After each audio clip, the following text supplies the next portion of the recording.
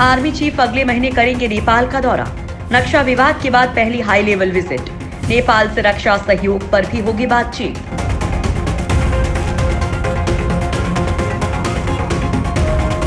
दोस्तों, नेपाल को चीन ने जिस तरह से जमीन हड़प कर धोखा दिया है, उससे नेपाल की आंखें धीरे धीरे खुलने लगी हैं। अभी नेपाल के हुमला जिले में चीनी सैनिकों की तरफ से हुए आंसू गैस के हमले के बाद ओली सरकार बैकफुट पर आ चुकी है। भारत नेपाल के बीच चल रही कड़वाहट के बीच army chief general Manoj Mukund Naravane अगले महीने नेपाल का दौरा करेंगे। उन्हें नेपाल सेना के मानद अध्यक्ष के पद से सम्मानित किया जाएगा। आर्मी चीफ का ये दौरा ऐसे वक्त पर हो रहा है जब चीन और भारत के बीच तनाव अपने चरम पर है और चीन ने नेपाल की जमीन पर भी जबरन कब्जा कर रखा है, जिसका नेपाल में खुलकर विरोध हो रहा है। जानकारी के मुताबिक जनरल नरवणे नवंबर के पहले हफ्ते में नेपाल जाएंगे। उनका ये दौरा 3 दिन का होगा।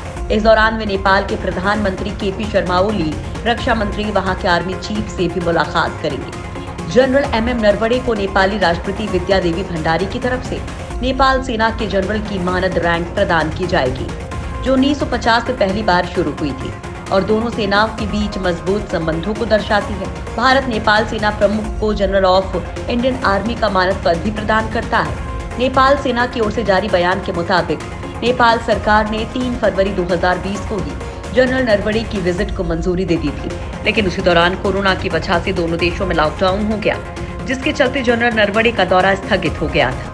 एक वरिष्ठ अधिकारी की माने तो सेनाध्यक्ष के काठमांडू दौरे के दौरान दोनों देशों के बीच रक्षा सहयोग को और बढ़ाने पर बात की जाएगी।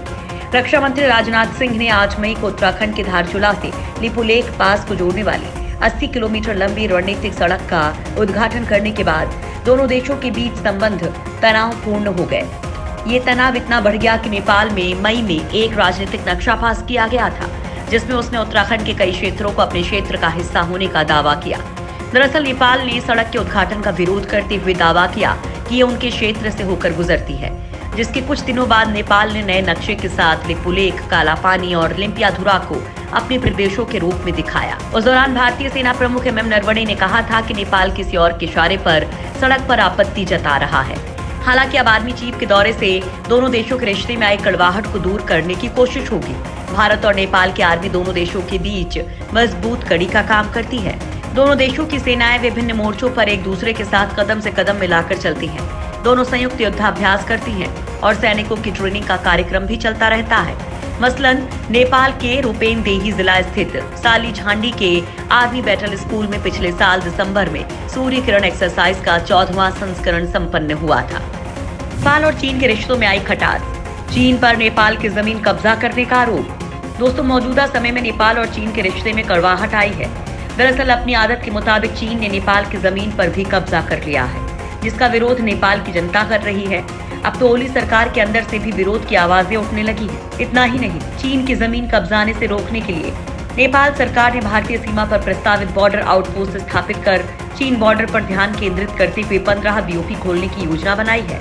नेपाल सरकार BOP निर्माण की शुरुआत उत्तराखंड और चीन सीमा से लगते धारचूला इलाके से करेगी। इसके बाद पश्चिमी नेपाल के बझांग जिले का रुख किया जाएगा। इसके अलावा मध्य पश्चिमांचल के हुमला जिले में सबसे अहम BOP होंगे। ये वही जगह है जहां पर चीनी सैनिकों ने आंसू गैस की गोले छोड़े थे। यहां बार बार चीन से सीमा विवाद की खबरें सामने आती रहती हैं। ऐसे में नेपाल यहां पर विशेष सतर्कता बरतने की तैयारी में है। दरअसल सितंबर में चीनी सेना ने नेपाल के हुमला जिले के 2 किलोमीटर भीतर तक दाखिल होकर स्थायी निर्माण कर लिया था। इतना ही नहीं, चीनी सेना ने दोनों देशों के बीच लगाए गए पिलर भी तोड़ दिए थे।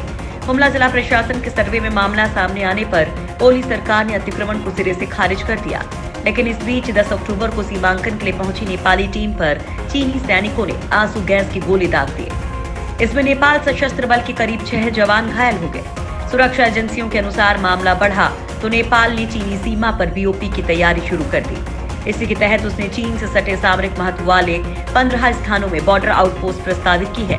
इसके अलावा नेपाल की विपक्षी पार्टियों ने भी आरोप लगाया था कि चीन ने हुमला में नेपाली जमीन पर कब्जा कर लिया है। नेपाल के सांसद जीवन बहादुर शाही के नेतृत्व में नेपाली कांग्रेस की एक पार्टी और नेपाल के विपक्षी दल ने हाल ही में नेपाल की उत्तरी सीमा का दौरा किया था। उन्होंने कहा कि 11 दिन बिताए और पाया कि नेपाली क्षेत्र के अंदर पिलर नंबर 12 क्षतिग्रस्त था और बिना किसी को सूचना दिए चीन ने इसे फिर से बना लिया।